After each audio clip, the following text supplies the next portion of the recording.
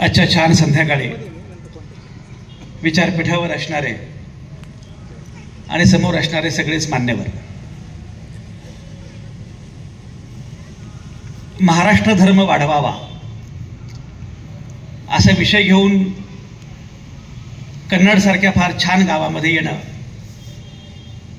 हा चांगला अनुभव आहे. त्यातही सहकार महर्षी बाळासाहेब पवार वाचनालयाच्या वतीनं आयोजित व्याख्यानमालेमध्ये येता येणं हे आणखी आश्वासक आणि खूप छान आहे. खरं म्हणजे आता माझे ॲग्रिकॉस मित्र शरद भिंगारे यांनी खूप चांगली मांडणी प्रास्ताविकामध्ये केली. मी म्हटलं की हे खरं म्हणजे कीनोट ॲड्रेस आहे किंवा बीज भाषण आहे. सगळेच महत्त्वाचे लोक आहेत. सुनील हुसेन सारखे ग्रंथालय विभागात काम करणारे वरिष्ठ अधिकारी आहेत. अनिल बाविस्करजी आहेत. रामकृष्ण मोरेजी आहेत. ही सगळी मंडळी आहेत. डॉक्टर शिवाजी हुसेनचा पाठपुरावा सुरू होता गेल्या बऱ्याच दिवसांपासून की तुम्ही आलं पाहिजे. आणि ज्याप्रमाणे सत्याग्रह असतो त्याप्रमाणे त्यांचा हट्टाग्रह होता की तुम्ही आलं पाहिजे. त्यामुळे मला आज विकडे आहे किंवा अनेक अडचणी होत्या, पण म्हटलं की गेलंच पाहिजे. आणि इथं आल्यावर मला असं वाटतं की खरंच फार महत्त्वाचं काम तुम्ही मंडळी करता आहात. अशा कालखंडामध्ये मी महाराष्ट्र धर्म वाढवावा असं म्हणतोय की जो कालखंड किती अवघड आहे हे तुम्हाला माहीत आहे. मी सुनील हुसेनना म्हटलं की तुम्ही कार्यक्रमाचे अध्यक्ष आहात आणि अध्यक्षांशी संबंध बरे असावे लागतात, कारण अध्यक्षांवर आपली पात्रता अवलंबून असते. आणि अध्यक्ष आपले असले की सरकार आपलं असतं.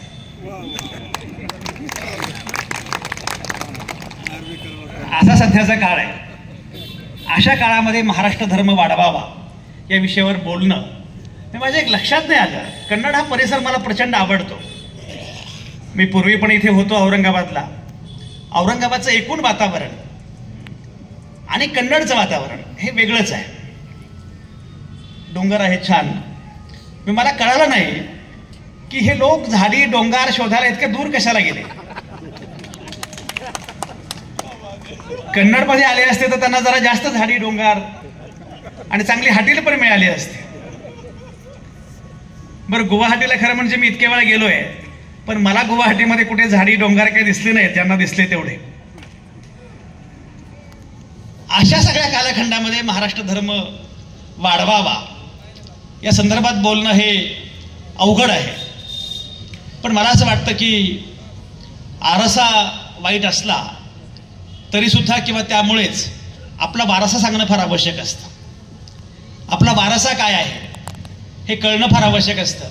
आणि म्हणून महाराष्ट्र धर्म वाढवावा असा विषय जेव्हा मला दिला तेव्हा मी म्हटलं की समर्थ रामदासांची खरं म्हणजे ती ओळ आहे. ते बाकी सगळी पूर्ण त्या ओळी मला मान्य आहेत असं नाही, किंबहुना त्यांना अपेक्षित असणारा धर्म मला मान्य आहे असंही नाही. पण मला जो धर्म सांगायचा आहे महाराष्ट्राचा तो समर्थ रामदासांनी सांगितल्यापेक्षा वेगळा आहे. तो धर्म काय आहे? राजमाता जिजाऊंचं आपण आज स्मरण करतोय. त्यांची जयंती आहे. स्वामी विवेकानंद हे खरं म्हणजे मराठी नसले आणि बंगाली असले तरी अवघ्या भारताचे आणि अवघ्या जगाचे, तर त्यांनाही आठवत या विषयावर बोलणं मला फार महत्त्वाचं वाटतं, फार आवश्यक वाटतं. आणि मगाशी मी म्हटल्याप्रमाणे कन्नडसारख्या एका छान गावामध्ये आणि मला आवडलं असं की बाळासाहेब पवारांच्या नावानं ज्या प्रकारचं ग्रंथालय वाचनालय तुम्ही लोक चालवत आहात ना, तिथे मी लिहिलं की किताबों का भाई क्या कहना वो तो बेताब होते हैं. किताबों का भाई क्या कहना वो तो बेताब होते हैं. जो उन्हें समझ नहीं पाते वो जिंदगी भर रोते हैं. ही पुस्तकं समजून घेणं, पुस्तकं वाचणं आणि पुस्तकांच्या अनुषंगाने विचार करणं ही अतिशय आवश्यक महत्त्वाची गोष्ट आहे. आपल्याकडे अडचण अशी झालेली आहे की लोकांनी वाचू नये, लोकांनी विचार करू नये अशी इच्छा व्यवस्थेची आहे. तुम्हाला काय हवं ते घ्या, पण विचार नका करा. तुम्हाला काय हवं ते करा, पण वाचू नका, विचार करू नका. तेवढं सोडून बाकी वाटेल ते करा. आणि मग आपल्याकडे विचारांची प्रक्रिया आउटसोर्स करून टाकली आपण की विचार तुम्ही करा आमच्या वतीनं, आम्ही विचारच करत नाही. भलतेच विचार करतात आपल्या वतीनं, आपण विचार करत नाही. आपल्याला लक्षात येत नाही की आपण ज्याला मत देतोय ते मत आपण नाही ठरवलं, भलतानच ठरवलेलं आहे. या प्रकारचं आउटसोर्सिंग सुरू असताना ग्रंथ, पुस्तकं किंवा ग्रंथ ही केवळ पुस्तकं म्हणून महत्त्वाचे नाही आहेत. बेसिकली पुस्तकं तुमच्या कक्षा रुंद करतात. पुस्तकं तुम्हाला सांगतात की अरे हे पण जग आहे, ते पण जग आहे, हे सगळं जग आहे, हे पण कळणं फार महत्त्वाचं आहे. आणि मला आनंद याचा झाला की प्रामुख्यानं ते वाचनालय पाहताना नव्या पिढीच्या भाषेमध्ये ही मंडळी बोलत आहेत. डिजिटल आहे, किंडल आहे. सूरज भटांची 1983ची कविता आहे, जरी या वर्तमानाला कळेना आमुची भाषा, विजा घेऊन येणाऱ्या पिढ्यांशी बोलतो आहे. या नव्या पिढ्यांशी बोलता येणं ही फार महत्त्वाची गोष्ट आहे. आणि म्हणून या प्रकारचं काम जेव्हा तुम्ही करता आहात वाचनालयाच्या निमित्तानं, आणि खरं म्हणजे राजकारणाचं काम हे प्रामुख्यानं सांस्कृतिक आहे, राजकारणाचं काम हे प्रामुख्यानं साहित्यिक आणि कलात्मक आहे. पण अलीकडच्या राजकीय नेत्यांना ना कला माहिती ना साहित्य माहिती आहे. पूर्वी आपल्याला पुस्तक होतं आपण शाळेमध्ये असताना, थोरांची ओळख. आता TV सुरू केला की चोरांची ओळख होते. बरं, हे चोर एवढे भयंकर आहेत. पूर्वी आम्ही वर्तमानपत्रामध्ये बातम्या द्यायचो की याचं पाकिट चोरीला गेलं. हे चोर एवढे भयंकर आहेत की आता आम्हाला बातम्या द्याव्या लागतात की यांचा पक्ष चोरीला गेला. पक्षाच्या पक्ष चोरीला जात आहेत. मला गंमत अशी वाटली की पक्षांतर बंदी कायद्यावरचा निकाल कोणाकडे होता? ज्या सभापतींनी सर्वाधिक पक्षांतर केलं त्यांच्याकडे. मला फार आश्चर्य वाटलं की ज्या शिवसेनेचा खटला त्यांच्या समोर होता त्या शिवसेनेमध्ये ते होते, त्या शिवसेनेमध्ये ते विधान परिषदेचे आमदार होते. आणि त्याच्यानंतर जेव्हा त्यांना मावळ लोकसभा लढवायची होती पण शिवसेनेने उमेदवारी दिली नाही, मग ते राष्ट्रवादी काँग्रेसमध्ये आले. राष्ट्रवादी काँग्रेसकडून उभे राहिले, पराभूत झाले. आणि त्याच्यानंतर मग त्यांना असं वाटलं की आता कुलाबा लढवायचंय, मग ते भाजपमध्ये आले. पक्षांतर बंदी कायद्यावर निकाल देणारा एवढा पात्र माणूस आणखी कोणी असेल का? बरं, हा पात्र असं आहे, हेही पात्र आणि तेही पात्र. म्हटलं तुम्ही एकटेच अपात्र. अशा प्रकारचं महाराष्ट्र आणि अशा प्रकारचं राजकारण आपल्या अवतीभोवती सुरू असताना मला अनेकदा प्रश्न पडतो की हा तोच महाराष्ट्र आहे का? मी छत्रपती आज असते तर या एकेकाला कडेलोट केलं असतं त्याच झाडी आणि डोंगरावरून. अशा महाराष्ट्रामध्ये आपल्या समोर हे घडतं आहे. सर्वसामान्य माणसांच्या भावनांची, अशा आकांक्षांची थेटपणे पायमल्ली होते आहे. अशा वेळी महाराष्ट्रामध्ये आपण राहत असताना आपल्याला महाराष्ट्राचा हा वारसा कळायला पाहिजे, पुरोगामी वारसा कळायला पाहिजे. आज कुणीतरी नाशिकमध्ये असं मला सांगितलं, काळारामाच्या दर्शनासाठी कुणीतरी नाशिकमध्ये गेलेला आहे. अरे त्यांना सांगितलं पाहिजे की काळारामाच्या दर्शनाला तुम्ही गेलात, पण याच काळारामाचे दरवाजे माझ्या बाबासाहेबांना उघडले नव्हते. हे पण सांगितलं पाहिजे की माझे डॉक्टर बाबासाहेब आंबेडकर जेव्हा 1930 मध्ये काळाराम सत्याग्रह करत होते तेव्हा बाबासाहेबांना मारहाण झाली, काळारामाचे दरवाजे उघडले गेले नाहीत. पण ज्यांनी मारहाण केली तेच आज छानपणे मिरवत आहेत. अशा वेळी बाबासाहेबांचा वारसा काय आहे हे पण सांगणं आवश्यक आहे. महाडला 14 तळ्याचा सत्याग्रह केला बाबासाहेबांनी 1927 मध्ये. तो सत्याग्रह जेव्हा केला तो सत्याग्रह बाबासाहेबांच्या आयुष्यातला पहिला सत्याग्रह होता. आणि बाबासाहेब असं म्हणाले, गंमत बघा, बाबासाहेब असं म्हणाले की हा माझ्या आयुष्यातला पहिला सत्याग्रह आहे. खरं म्हणजे हा सत्याग्रह मी कुठेही करू शकलो असतो, पण मी हा सत्याग्रह इथंच करतोय कारण ही रयतेच्या राजाची भूमी आहे, रायगडाच्या पायथ्याशी. त्या सत्याग्रहामध्ये एकच घोषणा होती प्रामुख्यानं, जय शिवाजी जय भवानी. तुम्ही गंमत बघा, जेव्हा सत्याग्रह झाला महाडला तेव्हा कोणीच जागा दिली नाही बाबासाहेबांना. उलट पक्षी मारहाण करण्याचा प्रयत्न झाला. ब्राह्मणांनी मारहाण केली, मराठ्यांनी मारहाण केली, कुणब्यांनी मारहाण केली, गुरवांनी मारहाण केली. तेव्हा कोणीच जागा देत नव्हतं. तेव्हा फत्ते खान नावाचा एक माणूस पुढे आला आणि तो म्हटला की ही जागा माझी, तुम्ही सत्याग्रह करा इथे. त्यांना लोकांनी त्रास दिला की अरे तू वेडायस काय, तुझी जागा तू यांना दिली, अजिबात द्यायची नाही. धमकावलं गेलं. तो म्हटला मैंने जबान दे दी है, आता काही झालं तरी ही जागा दिली. आणि मग सत्याग्रह झाला. हा प्रसंग पुण्याच्या एका सभेमध्ये मी सांगत होतो. ते माझं भाषण बरंच व्हायरल झालं. आणि व्हायरल झाल्यानंतर मला एका दिवशी फोन आला. तो फोन असा होता, सर तुमचं भाषण मी ऐकलं, मी महाडमधून बोलतोय, तुम्ही ज्यांचा उल्लेख केला त्या फत्ते खानांचा मी नातू बोलतोय. माझ्या अंगावर शहारा आला की अरे हाच तो फत्ते खान की ज्या फत्ते खानानं तेव्हा बाबासाहेबांना जागा दिली, बाबासाहेबांनी सत्याग्रह केला. हा सगळा वारसा आहे कुठे? मी आलोय पुण्यातून, ज्ञानेश्वरांच्या पुण्यातून. पण ज्ञानेश्वरांचं पुणे का? कारण तुम्ही त्यांना तिकडे हाकललं, आपेगावमधून तिकडे गेले. ज्ञानेश्वरांचा वारसा आहे. त्या बड्या बंडवाल्यात ज्ञानेश्वर माने पहिला. मी तुकारामांच्या पुण्यातून आलोय. तुम्हाला माहिती आहे तुमचं सिवूर नावाचं गाव आहे इथे, त्या सिवूरला संत बहिणाबाई तुम्हाला माहिती असेल.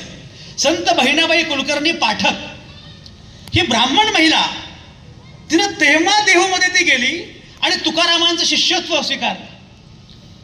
एका ब्राह्मण महिलेनं तुकारामाचं शिष्यत्व स्वीकारलं म्हणून तिला त्रास झालाच, पण तुकारामांवर खटला दाखल झाला की तिला कळलं नसेल, तुला कळलं नाही का?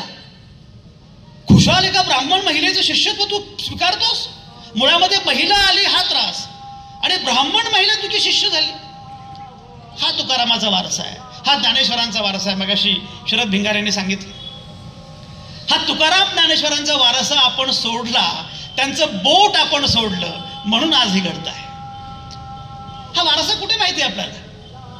इथं सगळ्या मोठ्या संख्येनं बऱ्यापैकी ज्येष्ठ लोक दिसत आहेत, मला मध्यमवयीन पण लोक दिसत आहेत, महिला लक्षणीय संख्येनं आहेत.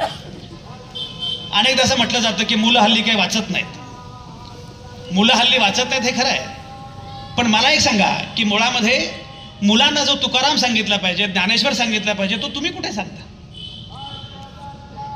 मला आठवतं एकदा माझ्या आईला एक फोन आला आणि तो फोन आल्यानंतर आई मला म्हटली, संजय अरे त्या आपल्या त्या अमुक अमुक मावशींचा फोन आहे, बोल जरा.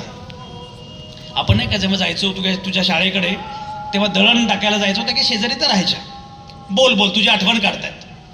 आता मला खरं म्हणजे काही आठवेना, कोण आहेत काही मला कळेना, पण म्हटलं ठीक आहे. मी फोन घेतला आणि फोनवर म्हटलं बोला मावशी काय म्हणताय? तर मावशी म्हटल्या काही नाही बरं चाललंय. म्हटलं मावशी तुमचं वय किती? आता म्हणे बघ ना तुझ्या आईच्या पाठची आहे तरी साधारणपणे असेल 75 एक वय असेल.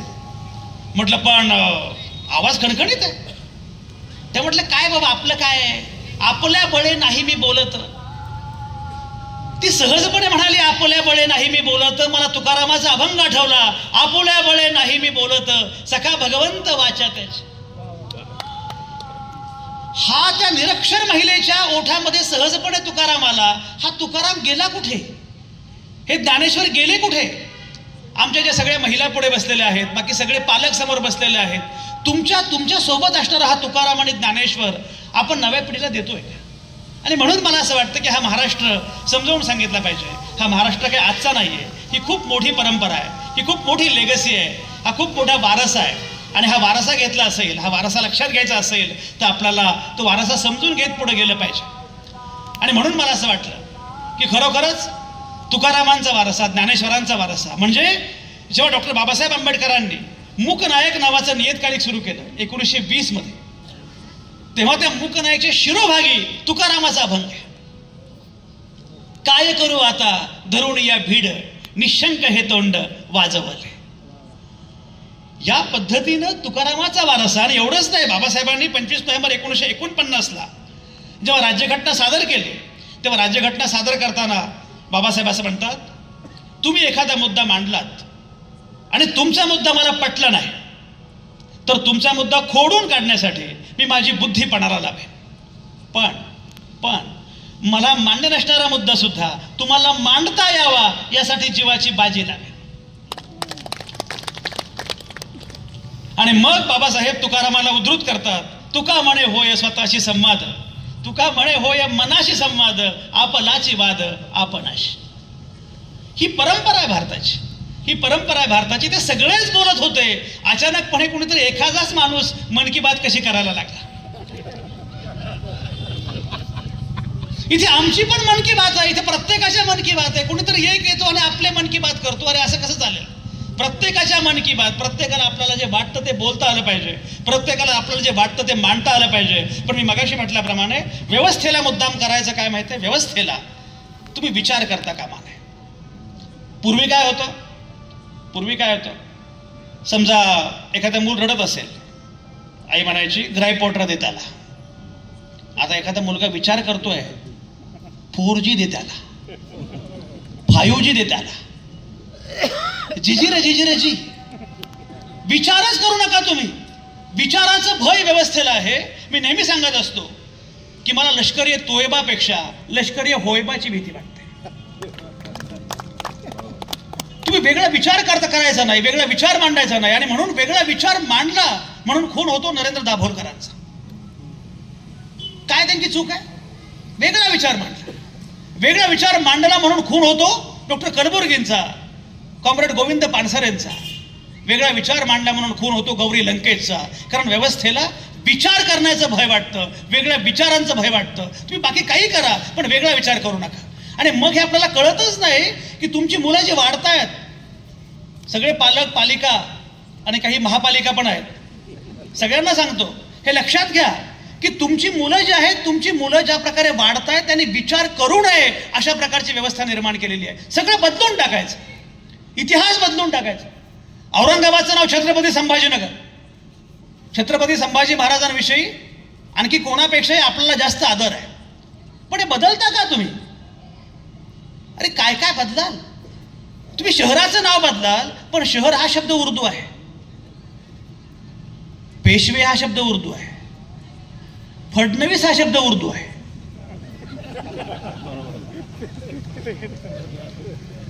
अरे काय काय बदलाल तुम्ही? पण जाणीवपूर्वक ही जी प्रक्रिया सुरू आहे की हे सगळे बदलून टाकायचं. आपल्याला हे सांगितलं पाहिजे की आपला वारसा काय आहे, आपली लेगसी काय आहे. मगाशी उल्लेख केला शरद भिंगारेंनी, खूप चांगला उल्लेख केला की फुले शाहू आंबेडकर असं आपण म्हणत असतो. आपल्याकडे अडचण काय होते? आपल्याकडे अडचण अशी अनेकदा होते की आपल्याला आपण फुले शाहू आंबेडकर म्हणतो, पण फुले शाहू आणि आंबेडकर यांच्या नावानंच अनेकदा जाती उभ्या राहतात की काय अशी भीती वाटते. मला मध्यंतरी महात्मा फुले समता परिषदेचा महात्मा फुले पुरस्कार जाहीर झाला. तो मिळाला सुद्धा. तो पुरस्कार जाहीर झाल्यावर मला प्रामुख्यानं जे फोन आले तर प्रत्येक फोनमध्ये 2 वाक्य होते. पहिलं वाक्य, आवटे साहेब तुमचं मनापासून अभिनंदन. आणि दुसरं वाक्य, तुमची जात कुठली? महात्मा फुल्यांच्या नावानं पुरस्कार मिळाला म्हणजे तुम्ही बहुतेक, मला आठवलं महात्मा फुल्यांवर आचार्य प्र के अत्र्यांनी सिनेमा केला. तो सिनेमा एवढा सुंदर झाला. अनिता राठोड तुम्ही उत्तम करता सूत्रसंचालन. तो सिनेमा एवढा सुंदर झाला की त्या सिनेमाला राष्ट्रपती पुरस्कार मिळाला. आणि त्यानंतर पुण्यामध्ये सत्कार झाला, आचार्य प्र के अत्र्यांचा सत्कार झाला. त्या सत्कार समारंभामध्ये अत्रे म्हणाले ते बाकी सगळं ठीक आहे, राष्ट्रपती पुरस्कार वगैरे मिळाला, पण म्हणे सिनेमा काही चालला नाही. सिनेमा चाललाच नाही, लोकच आले नाहीत म्हणे. याचं कारण असं म्हणजे ब्राह्मणाने सिनेमा काढलाय म्हणून माळी आले नाहीत आणि माळ्यावर सिनेमा काढलाय म्हणून ब्राह्मण आले नाहीत.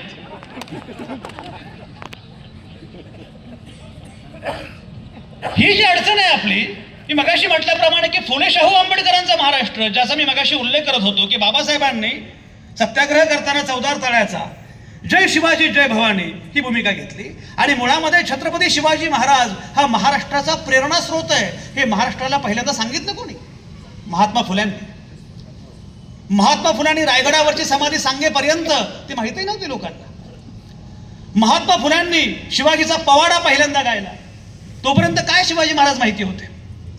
मी मगाशी म्हटल्याप्रमाणे बाबासाहेब, शिवबा, ज्योतिबा, बाबा यांच्यामध्ये एक नातं आहे, हे नातं आपण विसरून गेलो.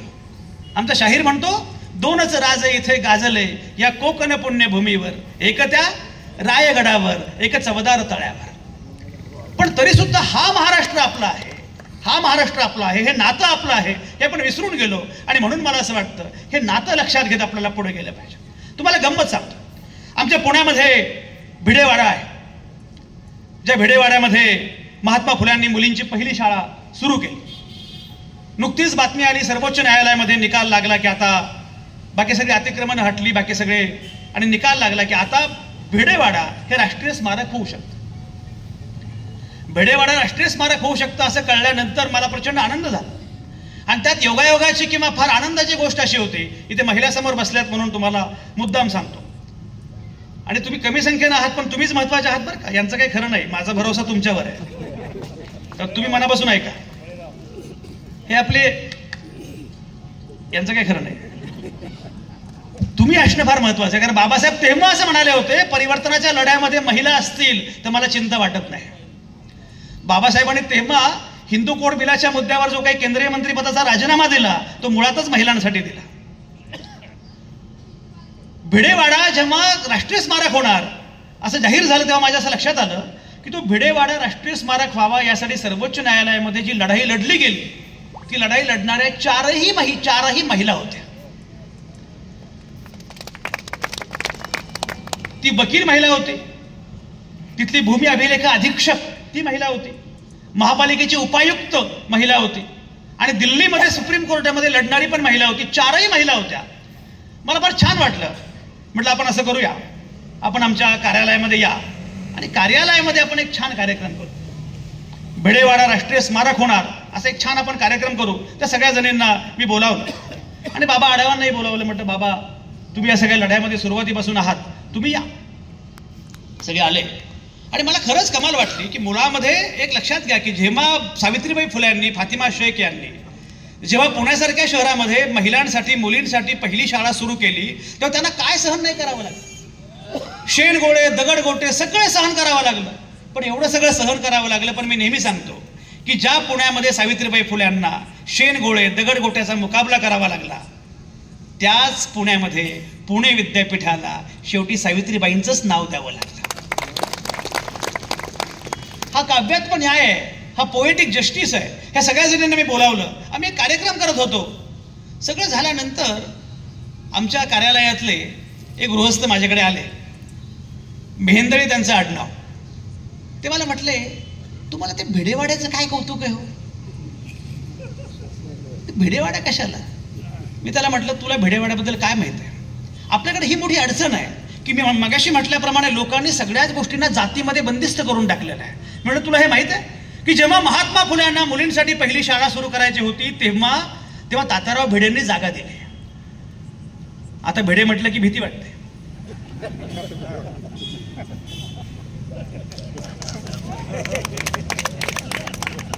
महाराष्ट्रामध्ये नको ते भिडे आता बोलू लागलेले आहेत आणि तरीही भिडेपोटी आपण गप्प बसतो.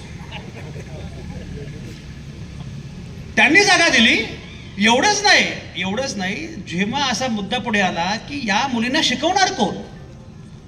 कारण मुलींना पुरुष शिकू शकत नाही, मुलींना स्त्रीनं शिकवलं पाहिजे किंवा मुलीनं शिकवलं पाहिजे. शिकवणार कोण? मग सावित्रीबाई फुले शिकवणार. मग सावित्रीबाई फुलेंना शिकवणार कोण? सावित्रीबाई फुलेंना महात्मा फुलेंनी शिकवलं हे खरंच आहे, पण त्यांच्या सोबत परांजपे, वाळवेकर, गोवंडे हे तीनही ब्राह्मण शिक्षक होते की ज्यांनी सावित्रीबाईंना शिकवलं.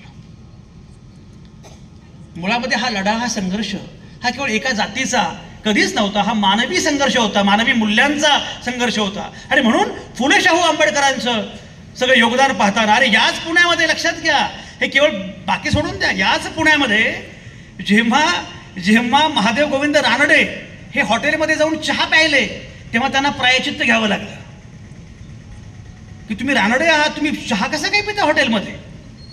अशा प्रकारचा कालखंड. आणि म्हणून मला असं वाटतं की फुले शाहू आंबेडकरांचा वारसा लक्षात घेताना आपल्याला आणखी पुढे गेलं पाहिजे. आणि पुढे जाताना मग महाराष्ट्र काय आहे, हा वारसा काय आहे, पुरोगामी महाराष्ट्र सांगत असताना हा वारसा आणि ही बैठक काय आहे हे सांगितलं पाहिजे, हे लक्षात घेतलं पाहिजे. मी मगाशी म्हटल्याप्रमाणे वारसा सांगताना हा आरसा पण लक्षात घेतला पाहिजे की सध्या नक्की गडबड काय चाललेली आहे. महाराष्ट्राचा एवढा वारसा बुलंद असेल तर मग गडबड काय झाली आणि गडबड कुठे झाली?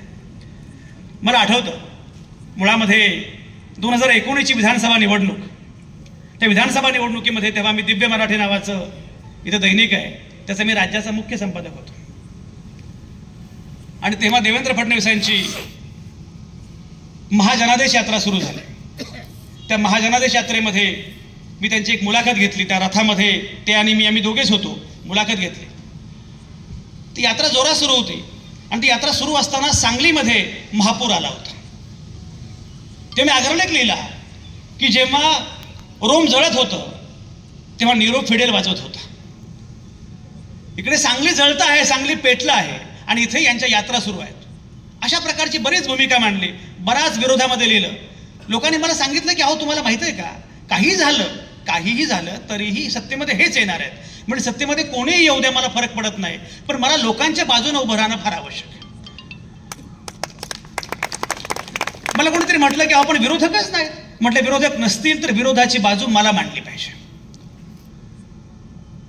मी मगाशी म्हटल्याप्रमाणे व्यवस्थेला विचार करण्याची भीती असते. मी ते निवडणुकीचा संदर्भ तुम्हाला देतोच. आता मला विचार करण्यावरून एक मुद्दा, एक गंमत आठवली म्हणून मुद्दाम सांगतो.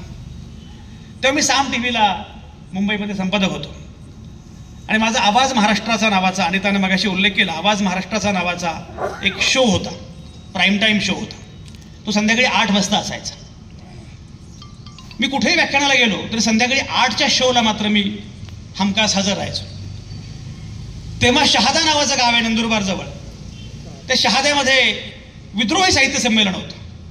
त्या विद्रोही साहित्य संमेलनाचा उद्घाटक मी होतो आणि उद्घाटक म्हणून मला त्या संमेलनाला जायचं होतं.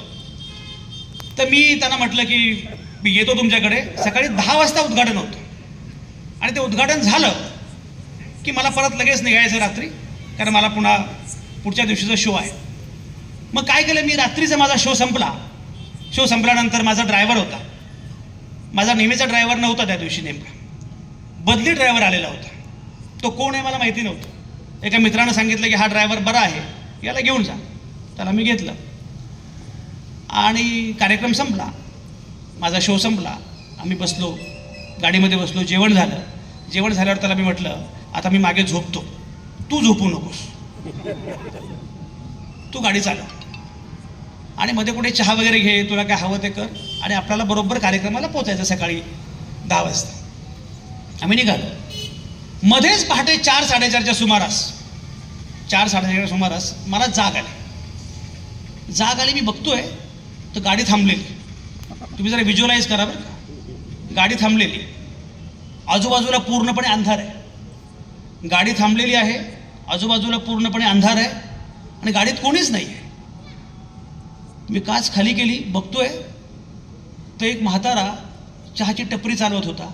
तो आपला चहाच्या टपरीवर उभा आहे, बिडी ओढतोय आणि डोक्याला मुंड असं. मला एकदम सावधान इंडियाचा प्रसंग सुरू आहे असं वाटलं. म्हटलं आपण कुठे आलोय. तेवढ्यात ड्रायव्हर आला. ड्रायव्हरला म्हटलं तू कुठे आहेस. बरं तो एकदम असा आडदांड होता, जरा माझ्या ओळखीचा नाही, पहिल्याच दिवशी आलेला. तो आडदांड असा ड्रायव्हर. तो आला माझ्याकडे आणि माझ्या एकदम शेजारी बसला आणि खांद्यावर हात टाकला माझ्या. मला वाटलं आवटे साहेब, पण दाभोलकरांचा खून का झाला असेल. तुम्ही प्रसंग लक्षात घ्या. मी म्हटलं पप्पा तू मला काय विचारतोयस. बरं तेव्हा आणि आताही म्हणजे आम्हाला धमक्यांचे फोन सुरू असतातच. तर म्हटलं कुणीतरी हा ड्रायव्हर प्लांट केला की काय. त्याला म्हटलं अरे पण तू काय विचारतोयस. तुला नाही काय झालं म्हणे साहेब, मी गाडी चालवत होतो, मला लागली झोप. तर म्हटलं काय करावं. चहा पिलो पण काय झोप जाईना. मग तुम्हाला सकाळी पोचायचं त्यामुळे झोपून उपयोग नाही. म्हटलं गाणी ऐकूया. तर गाडीत गाण्याची कॅसेटच नाही. एक कॅसेट मला मिळाली, ती भाषणाची. मी ती लावली तर नरेंद्र दाभोलकरांचं भाषण सुरू झालं. मला एवढंच माहिती की दाभोलकरांचा खून झाला. खून झाला म्हणजे तो डेंजर असला. खून कुणाचा होतो, जो डेंजर आहे त्याचा खून होतो. तर हा डेंजर माणूस असणार. म्हणून मी भाषण ऐकायला लागलो. तो हा शिवी देत नाही, जोरदार बोलत नाही, एकदम प्रेमानं भाषण करतोय. एवढं प्रेमानं भाषण करणाऱ्या माणसाचा खून का झाला असेल. त्याला मी जे उत्तर दिलं तेच उत्तर तुम्हाला देतो. त्याला मी असं म्हणालो की मुळामध्ये विचारांचं महत्व विचारांच्या अनुयायांपेक्षा विचारांच्या मारेकरांना अधिक नीटपणे माहिती असतं. त्यांना माहिती असतं विचार किती बलशाली आहे आणि म्हणून ते बाकी सगळं खपवून घेतात, पण वेगळा विचार खपवून घेत नाहीत. वेगळा विचार, वेगळी मांडणी खपवून घेत नाहीत. हा मुद्दा मला मुद्दाम सांगायचा होता. मी सांगत होतो जेव्हा वेगळा विचार आम्ही मांडला, सरकारला विरोध केला, सगळे एका सुरात बोलत होते, सगळ्यांनी एका बाजूने बोलायचं असा सगळा नियम असताना आम्ही मुद्दाम विरोधी मांडणी केली. माझं म्हणणं असं होतं की जे विरोधक कोणी नसेल तर मी विरोधक आहे. खूप विरोध केला, सगळं झालं. त्याच्यानंतर निवडणूक झाली, निकाल लागला. तुम्हाला माहिती आहे निकाल लागला तेव्हा निकाल काय लागला होता? भाजप आणि शिवसेना या दोघांना बहुमत मिळालं होतं, कारण दोघांची तेव्हा युती होती, दोघांना बहुमत मिळालं होतं.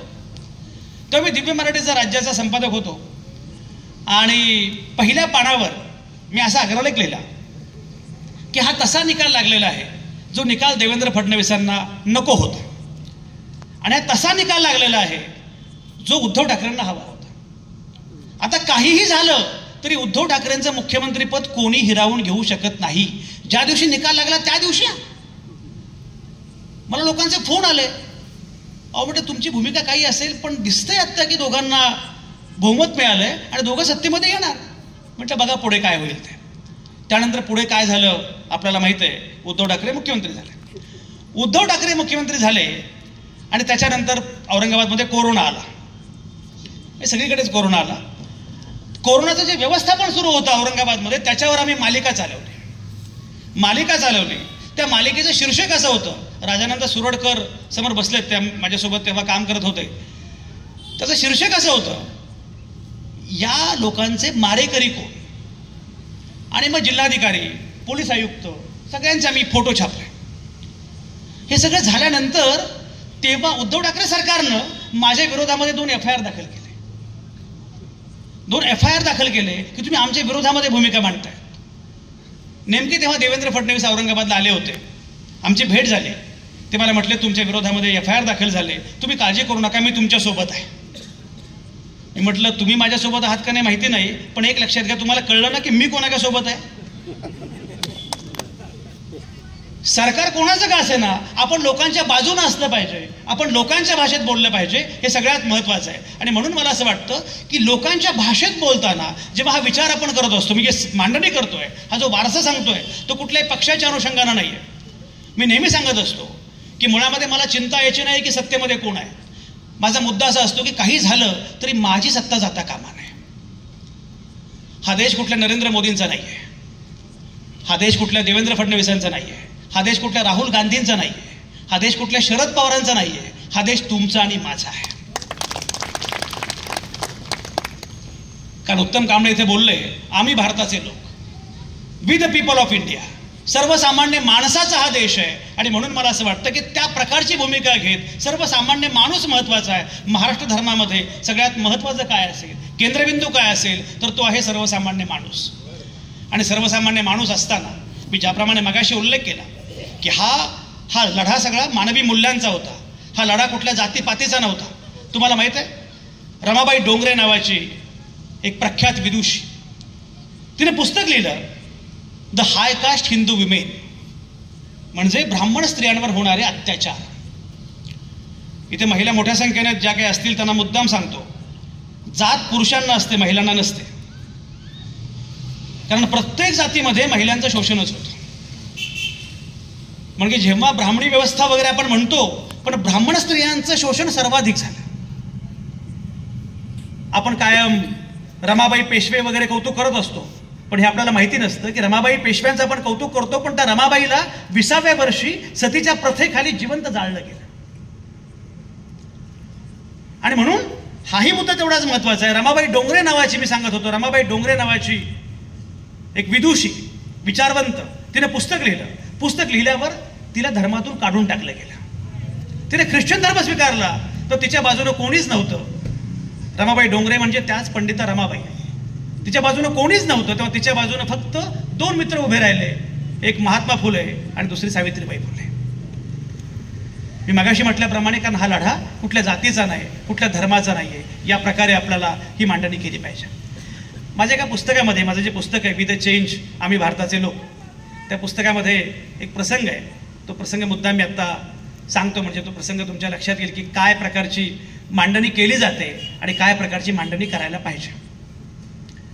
एके दिवशी मला व्हॉट्सॲपवर एक मेसेज आला. तो मेसेज होता माझ्या कॉलेजमधल्या मैत्रिणीचा. राजानंद, कॉलेजमधल्या मैत्रिणीचा मेसेज आला की कसं वाटतं. तर डॉक्टर प्रतिभा आहिरे शेजारी असल्यामुळे तो बिचारा काही सांगणार नाही. तर कॉलेजमधल्या मैत्रिणीचा मेसेज आला आणि तो मेसेज असा होता ते मेसेजमध्ये असं म्हटलं होतं, संजय कसा आहेस? संजय कसा आहेस असं म्हटल्यानंतर मला एकदम भरून आलं. म्हणजे कारण ती आमच्या कॉलेजमधली ड्रीम गर्ल. रणवीर, आमचा काळ फार वाईट होता, तुमचा काळ फार चांगला आहे. रणवीर तर काय अमेरिकेत शिकलेला असल्यामुळे काय त्याचा काळ फारच चांगला आहे. आमच्यावेळी एखादी मुलगी आवडली समजा, तर तिला सांगण्यासाठी आम्ही पत्र लिहायचो.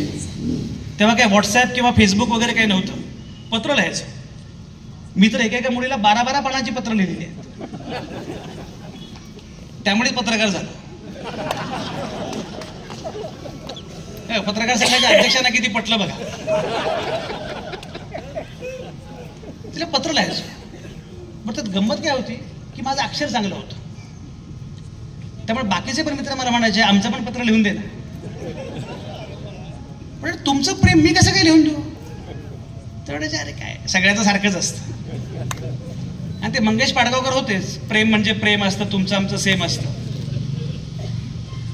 तर तिचा, त्या मुलीचा, ड्रीम गर्लचा मला मेसेज आला, म्हणजे संजय कसा आहेस? म्हटलं छान आहे. एकदम भस्कन पुढचं वाक्य, संजय तुझी जात कुठली? म्हटलं अरे हे एकदम काय बाबा. म्हटलं का ग, काय विचारलं? नाही, तू कॉलेजमध्ये जेव्हा होतास तेव्हा आम्हाला असं वाटत होतं की तू ब्राह्मण असशील. म्हटलं असं का वाटत होतं? नाही म्हणजे कारण तू कॉलेजच्या नियतकालिकाचा संपादक होतास, कॉलेजमध्ये वक्तृत्व स्पर्धांमध्ये भाषणं करायचा, तुझं वक्तृत्व खूप चांगलं, लेखन खूप चांगलं वगैरे वगैरे, त्यामुळे आम्हाला असं वाटलं की तू बहुतेक ब्राह्मण असशील. म्हटलं बरं, तेव्हा वाटलं. आता का वाटलं की मी ब्राह्मण नाही? तो नाही, तुझा डीपी बघून वाटलं. आता अलीकडे डीपी फार महत्वाचा असतो. मी सुनीलजी मध्यंतरी मला मुंबईमध्ये एक मॅडम भेटल्या. त्या मला म्हटल्या, आवडेसाहेब ओळखलं का? म्हटलं नाही, आपण फेसबुकवर फ्रेंड आहोत. मी म्हटलं हो, भेटल्यानंतर ओळखू येईल असा डीपी ठेवत चला.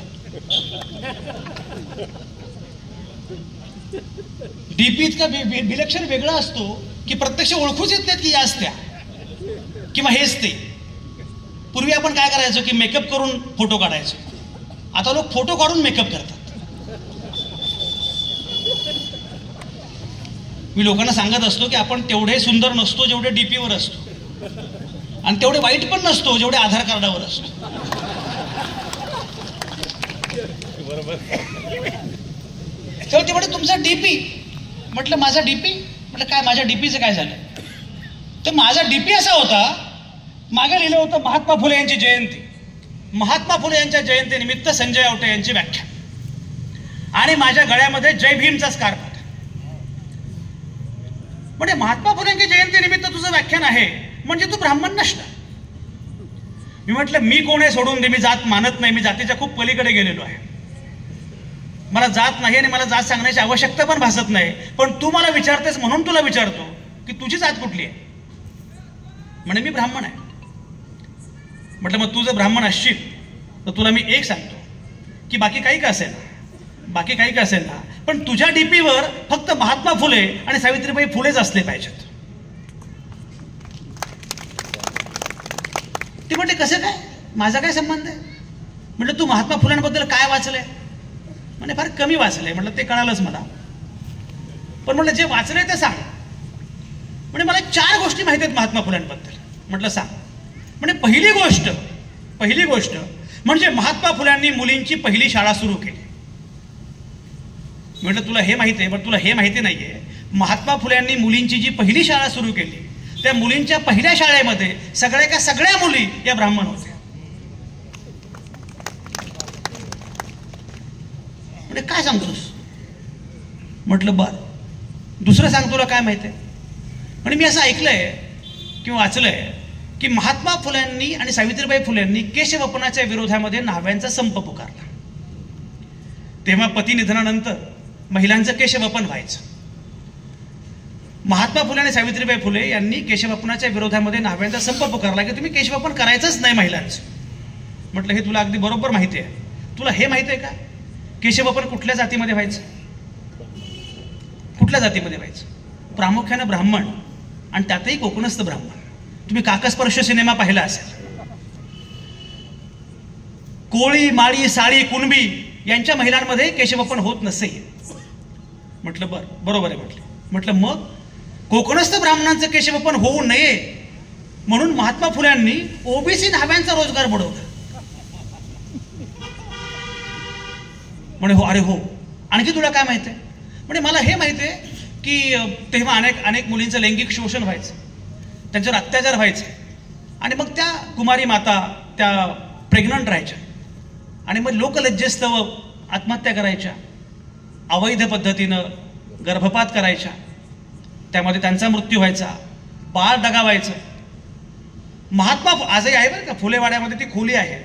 महात्मा फुल्यांनी, सावित्रीबाई फुल्यांनी पाटी लावली आपल्या घरावर की अशा ज्या महिला आहेत त्यांनी माझ्याकडे यावं, प्रसूत व्हावं आणि वाटल्यास बाळ इथेच ठेवावं, निघून जावं. म्हटलं अरे वा, तुला बरंच माहिती आहे, पण तुला हे माहिती नाही की ज्या 35 महिला प्रसूत होऊन गेल्या त्या 35च्या 35 ब्राह्मण होते. म्हणे बापरे, काय सांगतोस? म्हटलं काय ऐकतेस? आणखी तुला काय माहिती आहे? तो मला हे माहिती आहे की त्यांनी एका विधवेचं मूल दत्तक घेतलं. म्हटलं फक्त विधवेचं नाही, ब्राह्मण विधवेचं मूल दत्तक घेतलं. काशीबाई नावाची ब्राह्मण विधवा, त्या ब्राह्मण विधवेवर सासऱ्यानं अत्याचार केला. त्यातून जो मुलगा जन्माला तो डॉक्टर यशवंत, त्याला दत्तक घेतला. आता मला सांग, महात्मा फुले कोणाचे? एक आठवड्यानंतर माझ्या त्या मैत्रिणीचा मला पुन्हा हॅलो म्हणून मेसेज आला. हॅलो संजय, कसा आहेस? तेव्हा मी बघितलं डीपीवर महात्मा फुले आणि सावित्रीबाई फुले होते. शरद भिंगारे याचे 2 अर्थ आहेत. पहिला अर्थ असा की परिवर्तनाची लढाई सोडायची नाही, कुठल्याही टप्प्यावर तुम्हाला यश मिळतंच. आणि दुसरा अर्थ असा की कॉलेजमधली मैत्री नंतर सुद्धा आपण पटवू शकतो. सगळ्या ज्येष्ठांना काय पटलं बघा. म्हणजे सुनील होसे पहिल्यांदा हसले खळाळून की आपण प्रयत्न करायला हरकत नाही. माझा मुद्दा असा आहे की मुळामध्ये हा जो लढा आहे तो या प्रकारे आपण जेव्हा समजून घेतो तेव्हा कळतं की महाराष्ट्र काय आहे, महाराष्ट्राचं वैशिष्ट्य काय, महाराष्ट्राचं वेगळेपण काय. ज्या महाराष्ट्रानं उभ्या भारताचं नेतृत्व केलं, अवघ्या जगाचं नेतृत्व केलं, तो महाराष्ट्र काय. म्हणजे फुले, शाहू, आंबेडकर हा तर वारसा आहेच, पण महात्मा गांधींना सुद्धा शेवटी महाराष्ट्रामध्ये यावं लागलं. आणि हे मी नेहमी सांगतो यासाठी की ज्याप्रमाणे फुले, शाहू, आंबेडकर मी सांगत आलेलो आहे, त्याप्रमाणे मी देशस्तरावर गांधी अधिक नेहरू अधिक आंबेडकर हे वारंवार सांगत आलेलो आहे. आपल्याकडे एक मोठी अडचण काय झाली माहिती आहे? आपल्या आंबेडकरवाद्यांना गांधी कळलेच नाहीत. खरं म्हणजे गांधीवाद्यांनाच कळले नाहीत हा मुद्दा वेगळा. किती शोभला असता भीम नोटावर टायन कोटावर. भीम नोटावर शोभलाच असता, याच्यामध्ये काही शंकाच नाही. पण आता जो नोटेवर आहे तो अशोभनीय नाही, हे आपल्याला सांगावं लागेल. लोकांना हे माहितीच नाही. 1927ला जेव्हा महाडला 14 तारखेचा सत्याग्रह झाला, त्या सत्याग्रहाच्या सभामंडपामध्ये एकच तस्वीर होती, ती होती महात्मा गांधींची. बरं, हे मी सांगत नाही, बहिष्कृत भारतचा अंक आहे. बहिष्कृत भारतमध्ये खुद्द बाबासाहेबांनी रिपोर्ट लिहिलेला आहे. 1927ला सत्याग्रह झाला, त्या सत्याग्रहामध्ये काय काय झालं एकही तस्वीर नव्हती. सभामंडपामध्ये फक्त एक तस्वीर होती, ती तस्वीर होती महात्मा गांधींची. एवढंच नव्हे, बहिष्कृत भारतच्या अंकामधून गांधी विचार नियमितपणे प्रसिद्ध होत होता. पुढे मतभेद झाले नाही, पण ते गांधींचं, आणि मला ते लोक विचारतात बरं का, नागपूरकर विशेषतः, नाही पण ते गांधींचं आणि आंबेडकरांचं भांडण होतं. म्हटलं भांडण होतं कारण ते काम करत होते, तुम्ही काहीच करत नव्हतं, तुमच्याशी कोण भांडेल. आणि म्हणून मी मगाशी म्हटल्याप्रमाणे आपल्याला गांधी अधिक नेहरू अधिक आंबेडकर, फुले शाहू आंबेडकर हे लक्षात घेत पुढे गेलं पाहिजे. आणि हे पुढे जाताना ते संविधानिक मूल्यांशी जोडत आपल्याला पुढे गेलं पाहिजे. आपलं संविधान एक लक्षात घ्या. मला नेहमी आश्चर्य असं वाटतं की जगातली तुम्ही एवढी संविधानं बघा, भारताचं संविधान हे जगातलं एकमेव संविधान आहे की जे आपणच आपल्याला अर्पण केलेलं आहे. कुठल्याही पुस्तकाला अर्पण पत्रिका असते. डॉक्टर हुसेननी मगाशी मला एवढी सगळी पुस्तकं दाखवली. प्रत्येक पुस्तकाला अर्पण पत्रिका असते. माझ्या पण पुस्तकाला अर्पण पत्रिका आहे. आमचे हुसे साहेब तर कवीच आहे, तुमच्याही प्रत्येक काव्यसंग्रहाला अर्पणपत्रिका असेलच. आमच्या काही मित्रांमध्ये प्रतिभा एक कादंबरी लिहिली. त्या कादंबरीची अर्पणपत्रिका होती की माझ्या प्रिय बायकोला सप्रेम भेट. खाली वाक्य होतं, जी नसती तर हे पुस्तक 4 वर्षांपूर्वीच आलं असतं. संविधान लिहून झाल्यानंतर हे अर्पण कोणाला करायचं असा मुद्दा पुढे आला. तेव्हा काही लोक म्हणाले की महात्मा गांधींना अर्पण करूया. महात्मा गांधी राष्ट्रपिता आहेत आणि तोपर्यंत काळाच्या पडद्याआड गेलेले होते.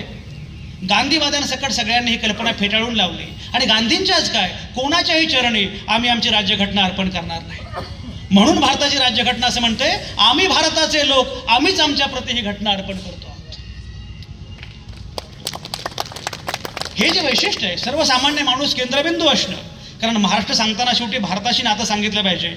महाराष्ट्र हा काही सुटा नाही आहे. भारतामध्ये ड्युएल सिटिझनशिप नाही आहे. आपण भारताचे नागरिक आहोत आणि भारताचे नागरिक असताना आपल्याला हा सगळा संदर्भ लक्षात आला पाहिजे. हे मी सांगतो यासाठी, कुठल्या तरी मंदिराच्या मुद्द्यावर जाणीवपूर्वक 2 धर्मांमध्ये वितुष्ट निर्माण करण्याचा प्रयत्न हेतुतः सुरू आहे. मी जेव्हा औरंगाबादला होतो त्या कालावधीमध्ये कोरोना होता. तुम्हाला आठवत असेल की कोरोनाच्या कालावधीमध्ये तुमच्यापासून जवळ असणाऱ्या करमाडला 16 मजूर चालले होते. ते रेल्वेच्या ट्रॅकखाली मृत्युमुखी पडले. मी तेव्हा दिव्य मराठीमध्ये होतो मगाशी म्हटल्याप्रमाणे, आणि माझ्याकडे माझा फोटोग्राफर राजानंद, माझा फोटोग्राफर ते घेऊन आला, तो फोटो घेऊन आला. तो फोटो इतका भयंकर होता. 16 जणांचे मृतदेह असे छिन्न विछिन्न पडलेले आहेत आणि बाजूला भाकरी पडलेली आहे. तो इतका भयंकर फोटो होता. मग त्याने विचारलं की सर काय करावं, हा फोटो आपण छापावा की छापू नये. तुम्हाला माहिती आहे की पत्रकारितेमध्ये एक संकेत आहे, आचारसंहिता आहे, संकेत आहे की रक्त असलेले फोटो वापरू नयेत, मृतांचे छिन्न विछिन्न फोटो वापरू नयेत, कारण त्यामुळे मन विचलित होतं.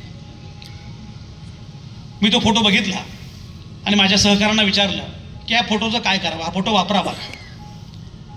आमच्या उपसंपादक बाई आहेत, त्या म्हटल्या सर हा फोटो वापरू नये, माझी मुलगी 9वीला आहे, तिला हा फोटो बघून काय वाटेल, तिच्या मनावर विपरीत परिणाम होईल, हा फोटो आपण वापरू नये असं मला वाटतं.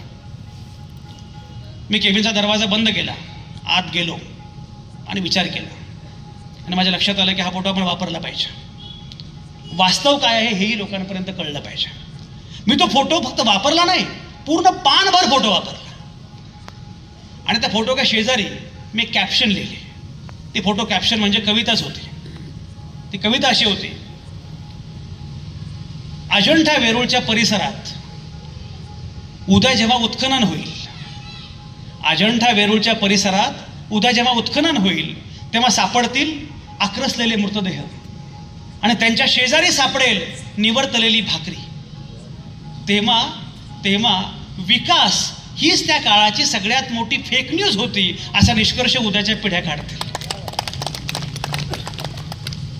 तुम्हाला रोज फसवण्याचा प्रयत्न सुरू आहे. अरे मित्रो, आणि मेट्रो म्हणजे विकास नाहीये. विकास म्हणजे काय?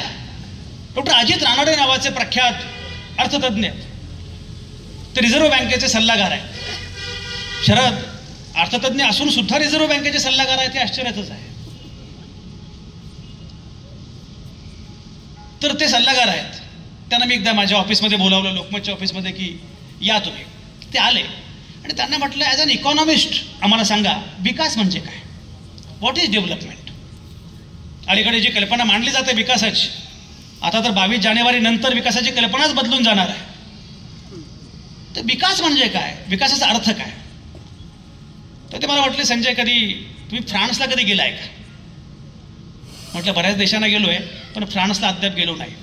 तसंही आपल्या देशामध्ये जगातल्या प्रत्येक देशाला जाऊ शकेल असा एकच माणूस आहे.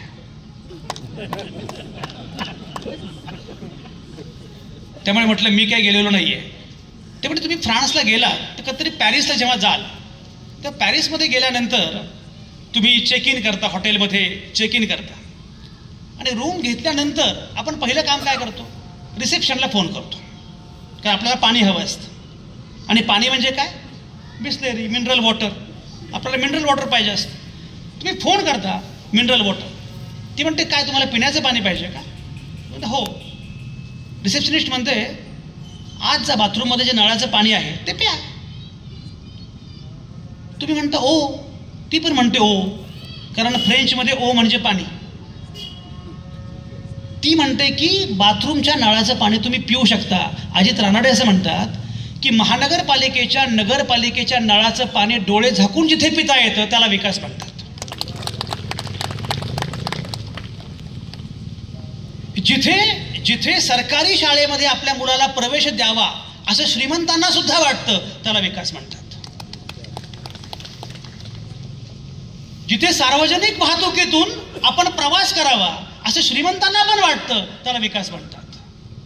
आणि जिथे सार्वजनिक रुग्णालयामध्ये आपल्या रुग्णाला ऍडमिट करावं असं श्रीमंतांना पण वाटतं त्याला विकास म्हणतात. आपण हे विसरूनच गेलोय, विकासाची कल्पनाच विसरून गेलोय. तुम्हाला माहिती आहे न्यूझीलंडची प्राईम मिनिस्टर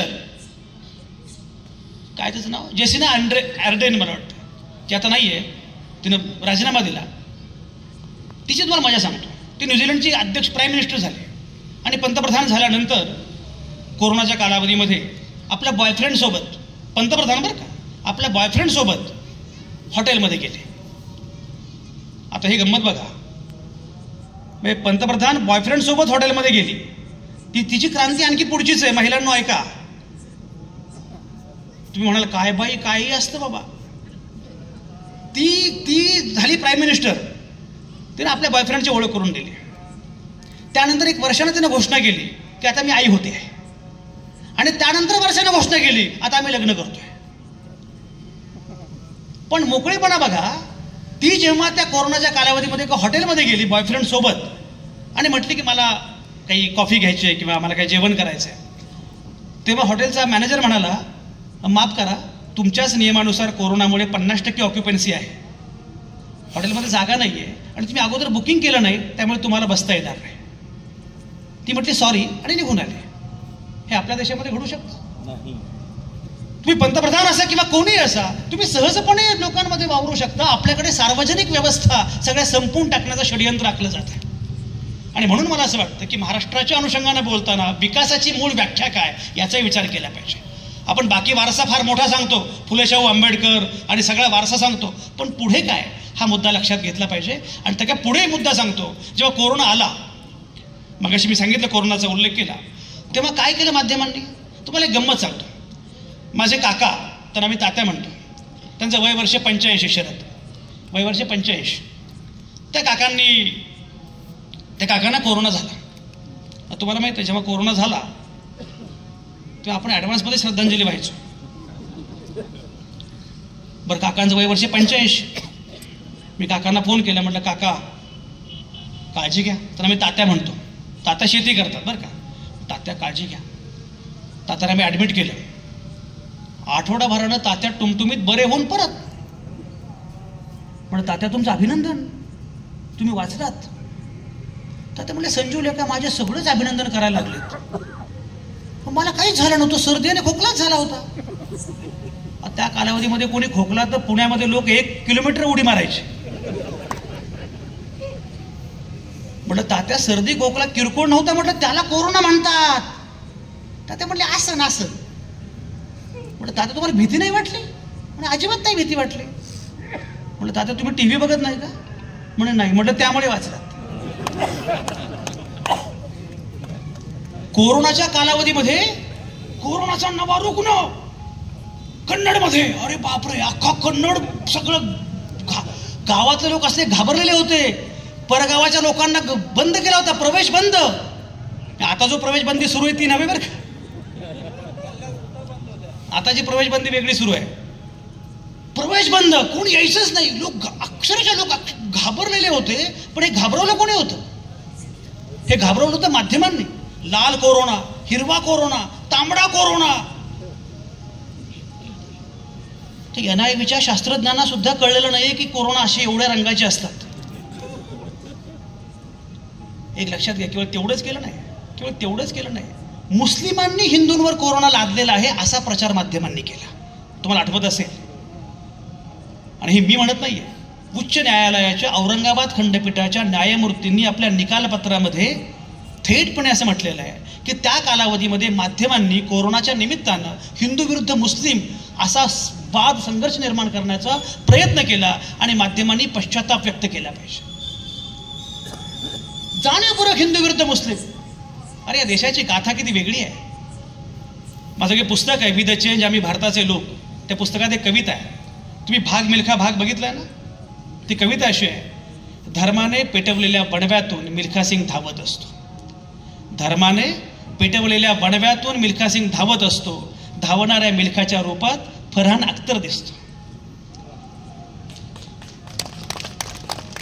टाळ्या पिटणाऱ्या कोणालाच दोघांचाही धर्म ठाऊक नसतो. अरे तुम्ही कितीही नाकारलीत तरी हीच माझ्या देशाची गाथा आहे. भल्या भल्यांचा उतरवला तोरा, तुमची काय कथा आहे. आम्ही भारताचे लोक, हीच आमची ख्याती आहे. उद्धव ठाकरे जेव्हा मुख्यमंत्री होते महाराष्ट्राचे, एका कार्यक्रमामध्ये मी आणि उद्धव साहेब दोघं एकत्र होतो. उद्धव साहेबांना उद्देशून मी असं म्हणालो, उद्धव साहेब, बाळासाहेब ठाकरेंना तुम्ही हिंदू हृदय सम्राट असं म्हणता, पण एक लक्षात घ्या, हिंदू हृदय सम्राटावर जेव्हा सिनेमा काढायची वेळ आली तेव्हा तुम्हाला नवाजुद्दीन सिद्दीकी शोधावा लागला. पंडित नेहरूंच्या डिस्कव्हरी ऑफ इंडियावर जेव्हा भारत एक खोज नावाची मालिका निघाली तेव्हा भारत एक खोज मालिकेमध्ये छत्रपती शिवरायांची भूमिका करण्यासाठी नसरुद्दीन शाह शोधावा लागला. आणि म्हणून बराक ओबामा जेव्हा भारतामध्ये आले ते म्हणाले, what is beauty of India. You have Mary Kom, you have Shah Rukh Khan, you have Milkha Singh all together. ही भारताची गाथा आहे, ही भारताची गंमत आहे. महाराष्ट्रामध्ये असताना एक लक्षात घ्या, यशवंतराव चव्हाणांसारखा नेता आपल्याला मिळाला. मागाशी शरदने उल्लेख केला, स्वातंत्र्य मिळालं, महाराष्ट्र स्थापन झाला, पहिले मुख्यमंत्री यशवंतराव चव्हाण, भारताचे पहिले पंतप्रधान पंडित जवाहरलाल नेहरू आणि महाराष्ट्राचे पहिले मुख्यमंत्री यशवंतराव चव्हाण, हे दोघेही याच विचारधारेचे वाहक होते. अचानकपणे हा महाराष्ट्र नको त्या दिशेने कसा निघाला, नको त्या दिशेने कसा गेला, कारण तो भारताच्या कल्पनेपासून दूर गेलाय. आणि म्हणून भारताची कल्पना वारंवार अधोरेखित करण्याचं आव्हान आपल्या समोर आहे. इथे सर्वसामान्य माणूस महत्वाचा आहे. मगाशी वाचनालयामध्ये गेलो त्यामुळे मला एक किस्सा, एक घटना आठवली. जेव्हा डॉक्टर मनमोहन सिंग आपल्याकडे पंतप्रधान होते तेव्हा बराक ओबामा अमेरिकेचे अध्यक्ष होते. त्यांच्या पहिल्या टर्ममध्ये बराक ओबामा भारतामध्ये आले. बराक ओबामा आणि डॉक्टर मनमोहन सिंग हे फार जवळचे मित्र, कारण दोघेही शिकलेले, दोघांकडे भरपूर डिग्र्या आणि खऱ्याखुऱ्या. हे कन्नडचे लोक जरा जास्त बुद्धिमान आहेत बरं का. मी तर सहज बोलतोय, मी एवढे निरागसपणे बोलतोय आणि हे सगळे लोक उगाच हसतायत. बराक ओबामा आले आणि त्यांनी काय केलं, त्यांनी मनमोहन सिंगांना एक पुस्तक प्रेझेंट दिलं. आता सुनील होसे सर मला विचारतात की पुस्तक का प्रेझेंट दिलं. अहो, तेव्हाचे पंतप्रधान पुस्तक वाचायचे. पुस्तक प्रेझेंट दिलं. त्या पुस्तकावर बराक ओबामाने एक वाक्य लिहिलं. ते वाक्य असं होतं, from the oldest democracy to the largest democracy. जगातल्या सगळ्यात प्राचीन लोकशाहीकडून जगातल्या सगळ्यात महाकाय लोकशाहीला सप्रेम भेट. गंमत बघा, पण आणखी गंमत आहे, या दोघांच्या मध्ये तेव्हा कॉम्रेड सीताराम येचुरी उभे होते. कम्युनिस्टांची गंमत असते, करणार काही नाहीत पण लक्ष सगळीकडे असतं. बघा कम्युनिस्टांना कसं पटलं बघा लगेच. सीताराम येचुरी म्हणाले बराक ओबामांना, तुमचं वाक्य चुकीचं आहे.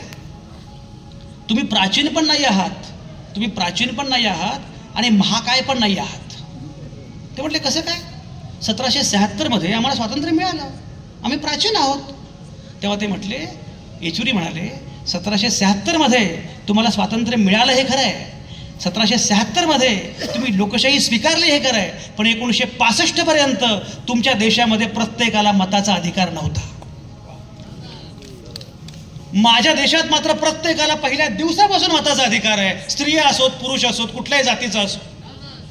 जेव्हा हा मुद्दा पुढे आला मताचा अधिकार कोणाला द्यायचा, तेव्हा किमान शिक्षणाची अट ठेवावी असा मुद्दा पुढे आला होता. किमान शिक्षणाची अट ठेवावी, उत्पन्नाची अट ठेवावी.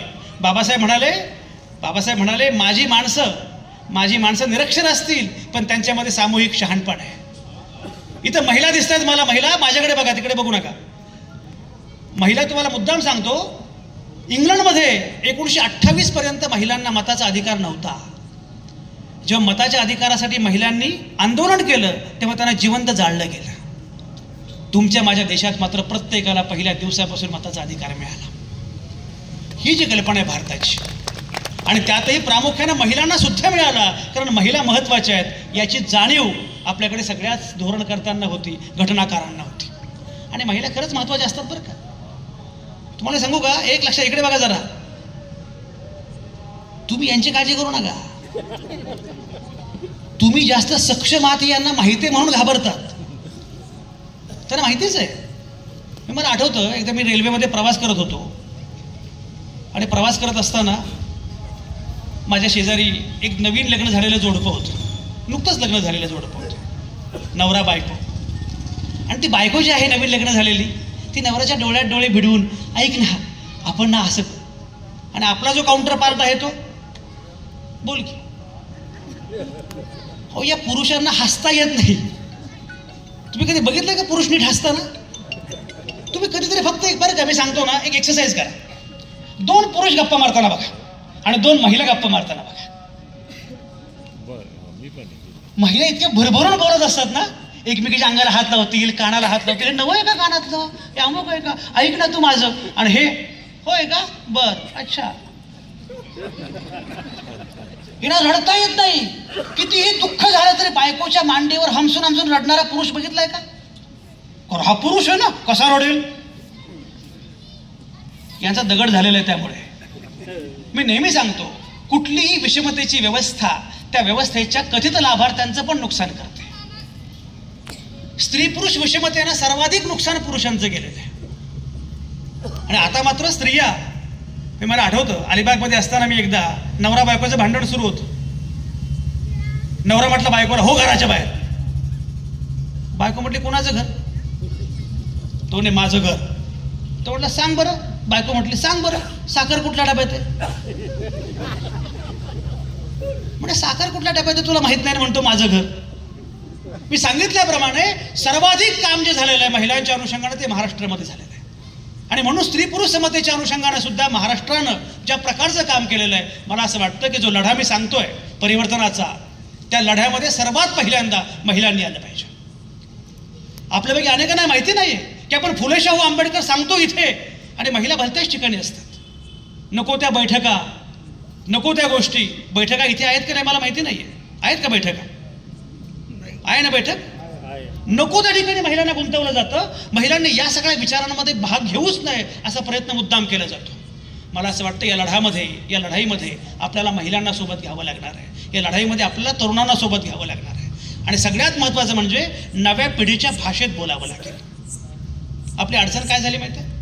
आपण सगळे ज्येष्ठ फुले शाहू आंबेडकर सांगतो, आणि तरुण मुलांना तो इतिहास माहितीच नाहीये.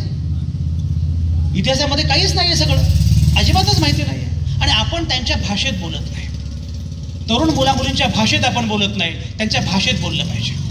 या तरुण मुलामुलींची भाषा कुठली आहे? नव्या माध्यमांची भाषा. या नव्या माध्यमांच्या भाषेमध्ये त्यांच्याशी बोलता आलं पाहिजे.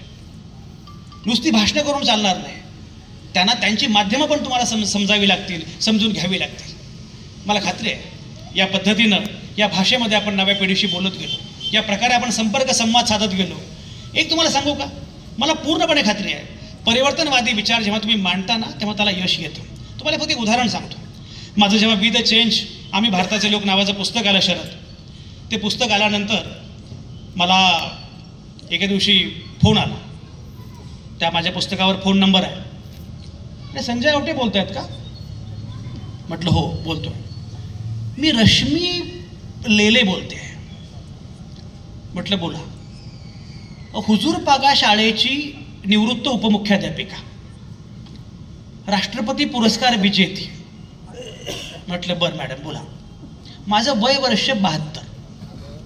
म्हटलं मॅडम बोला. माझे वडील राष्ट्रीय स्वयंसेवक संघाचे निरलस कार्यकर्ते, माझी आई राष्ट्रसेविका समितीची कार्यकर्ती. मी सावरकरांची भाषणं वडिलांच्या खांद्यावर बसून ऐकलेली आहेत. तुमचं पुस्तक वाचलं आणि मला दुःख झालं. आता मी म्हटलं बायोडाटा असा आहे की दुःख होणारच, पण त्या काय म्हटलं माहिती आहे, मला दुःख याचं झालं की संजय आवटे तुम्ही मला 72व्या वर्षी का भेटलात? तुम्ही जर मला शालेय वयात भेटला असतात तर कदाचित रश्मी लेले ही व्यक्ती वेगळीच झाली असती. आणि पुढे ते असं म्हणाल्या, पण संजय आवटे मला आनंद पण झाला. आनंद याचा झाला की मरताना का असेना मला खरा भारत कळाला. हा खरा भारत आणि खरा महाराष्ट्र लोकांपर्यंत पोहोचवणं, त्यांना सांगणं हे सगळ्यात महत्त्वाचं काम आहे. आणि म्हणून मला असं वाटतं की हे काम करण्यासाठी आपल्याला महाराष्ट्राची गाथा, भारताची गाथा नव्या पिढीपर्यंत पोहोचवली पाहिजे. सर्वसामान्य माणूस केंद्रबिंदू असणारं संविधानिक मूल्य हे पोहोचवलं पाहिजे. आणि मी मगाशी उल्लेख केल्याप्रमाणे, अरे तुकाराम ज्ञानेश्वर आमचे एवढे प्राचीन आहेत. शरद भिंगारे, जेव्हा आमचे संत ज्ञानेश्वर जेव्हा 12व्या शतकामध्ये हे विश्वसी माझे घर म्हणत होते, आता विश्वात्मके देवे म्हणत होते, तेव्हा तुमच्या अमेरिकेचा जन्म पण झालेला नव्हता. एवढी आमची गाथा प्राचीन आहे. त्या ज्ञानेश्वरांवरनं मला आठवलं एक प्रसंग, तुम्हाला कदाचित एका माझ्या भाषणात मी पूर्वी सांगितला, तो ऐकलाय असेल तुम्ही. अकोल्याचा प्रसंग तुम्हाला माहिती असेल. तुम्ही अकोल्यामध्ये होतात म्हणून मुद्दाम सांगतो. सुनील हुसे अकोल्यामध्ये होते. तुम्हाला अकोला नावाचं शहर माहिती आहे ना? विदर्भामध्ये अकोला नावाचं एक शहर आहे. त्या अकोल्यामध्ये मी 2001 मध्ये लोकमतचा संपादक म्हणून गेलो.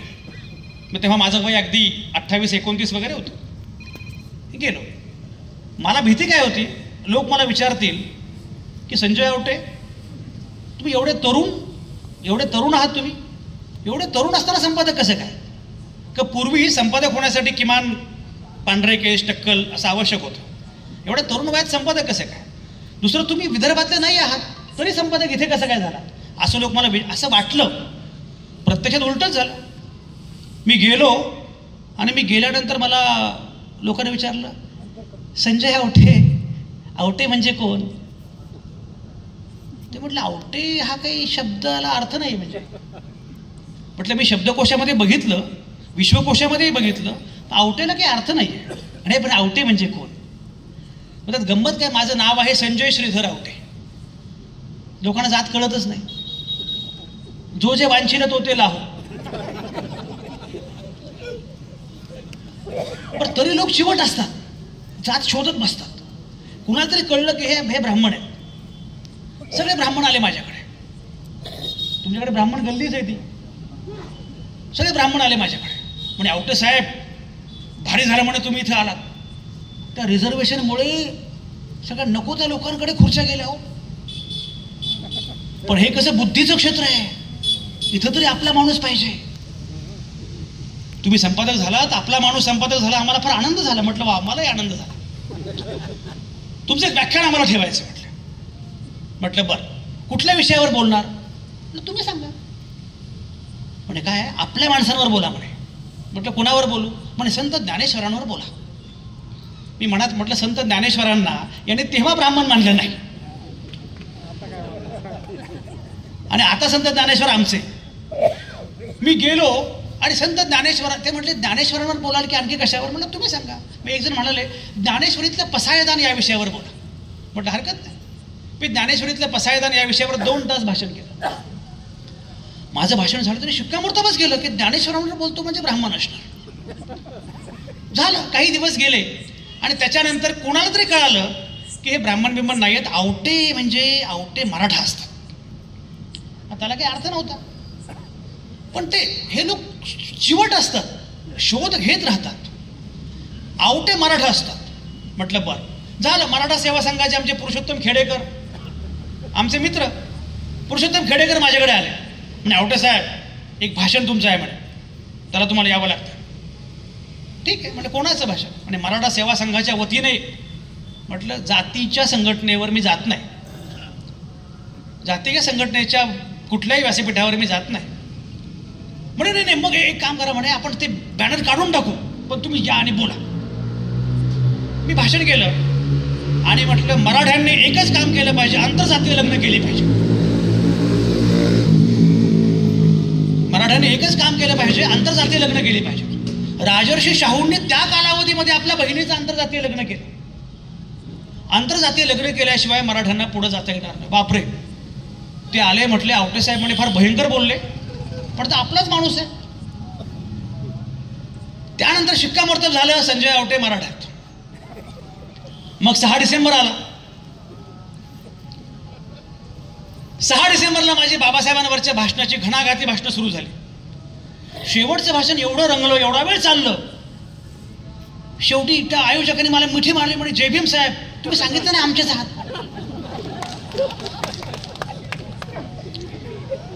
सगळं झाल्यानंतर काही दिवसांनी माझा निरोप समारंभ झाला, कारण मी पुण्यामध्ये माझी बदली झाली. त्या निरोप समारंभाला सगळे लोक होते, सगळ्या जातींचे. अरुण दिवेकर हे ब्राह्मण, तेव्हा मंत्री होते. प्रकाश आंबेडकर तेव्हा फुले मतदारसंघातनं खासदार होते. आणि पुरुषोत्तम खेडेकर, अशी सगळी मंडळी होती. सगळ्या भाषण सुरू झालं, कार्यक्रम सुरू झाला. आणि सूत्रसंचालन करणाऱ्या आपल्या अनितासारख्या एक प्राध्यापिका होत्या. त्या म्हणाल्या, आवटे साहेब 2 वर्ष होते अकोल्यात, पण जात नाही कळू दिली. आले लबाडा, जात नाही कळू दिली. मी उभा राहिलो आणि मी म्हटलं, मी 2 वर्ष अकोल्यामध्ये होतो आणि ब्राह्मणांना मी ब्राह्मण वाटलो, बौद्धांना बौद्ध वाटलो, मराठ्यांना मराठा वाटलो. याचा अर्थ मी खरा माणूस आहे.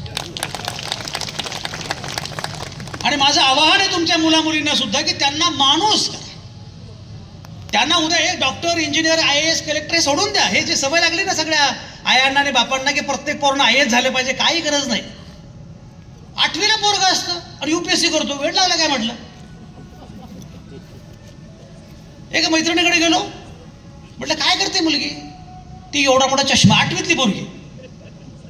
म्हणजे अंकल IIT एंट्रन्स करते. म्हटलं गाढावेच काय, 8वी मध्ये नाचायचं असतं, गायचं असतं, खेळायचं असतं. म्हटलं 8वी मध्ये मला IITचं फुल फॉर्म पण माहिती नव्हतं. आणि काही गरज नसते. ही जी सवय लागली ना, ह्या आयांचा प्रॉब्लेम फार बरं का. माझ्या नणंदीच्या मुलाला IITला मिळालं, अरे मग हिनं काय करायचं. जाऊबाईच्या मुलीला DED मिळालं, तू नाही गेली तर माझं नाक कापलं जाईल.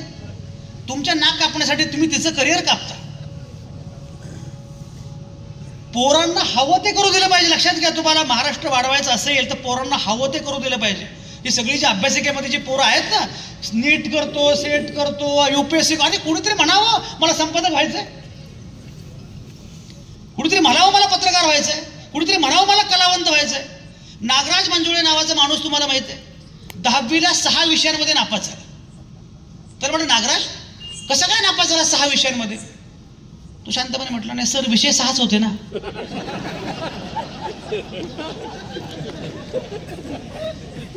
अरे पण तू झाला ना नागराज मंजुळे. तुम्हाला कशाला तुमच्या पोरांना काय कारण नसतं ना, तर हवं ते करू द्या. सचिन तेंडुलकर 12वी मध्ये इकॉनॉमिक्स मध्ये नापास झाला. आज त्याचं इकॉनॉमिक्स बघण्यासाठी 100 लोकांच्या CAची फौज आहे. तुम्ही तुमचा पोरगा जसं बॅट घेऊन, आपल्याकडे प्रॉब्लेम काय होतो माहितीये का, 8वी 9वी पर्यंत हवं ते कर, 10वी, अरे 10वी म्हणजे काय, 12वी म्हणजे काय. आणि समजा तुमचा मुलगा मुलगी नाही झाला IAS IIT, काय फरक पडतो. तर हव्या त्या विषयामध्ये करू द्या. मी उदाहरण ठळकपणे आमच्या शरद भिंगारांना विचारा. मी BSc ॲग्रिकल्चर केलं, पण ते MPSC UPSCचा नादही कधी केला नाही. मी जर्नलिझम करायचा निर्णय घेतला. तेव्हा सगळ्या माझ्या मित्रांनी, शरदला विचारा, सगळ्या माझ्या मित्रांनी माझ्या करिअरला श्रद्धांजली वाहिली. चांगला होता बिचारा. बरं तेव्हा लोकांना पत्रकार म्हणजे काय माहितीच नसायचं. माझं जेव्हा लग्न ठरवायचं चाललं होतं तेव्हा त्या सासूबाईंनी, होणाऱ्या सासूबाईंनी, तर झाल्या नाहीत सासूबाई, हा मुद्दा वेगळा, पण होणाऱ्या सासूबाईंनी माझा हात हातात घेतला. मला म्हटलं मऊ लागतोय हात. म्हटलं मग मी एवढे प्रिंटिंग प्रेसमध्ये काम करून काळा नाही पडला. म्हटल्या म्हटलं मी प्रेसमध्ये काम नाही करत, म्हटलं मी पत्रकार. म्हणजे पत्रकार आहे बरोबर आहे, पण खाण्यापिण्याचं कसं. म्हटलं अरे पगार मिळतात, असं असतं का. माझं म्हणणं असं आहे की नव्या पिढीला हव्या त्या पद्धतीनं त्यांना जे हवं ते करू द्या. तुमच्या कालावधीमध्ये दुसरे मार्गच नव्हते, करिअरचे ऑप्शन नव्हते. आता सगळे मार्ग आहेत ना उपलब्ध.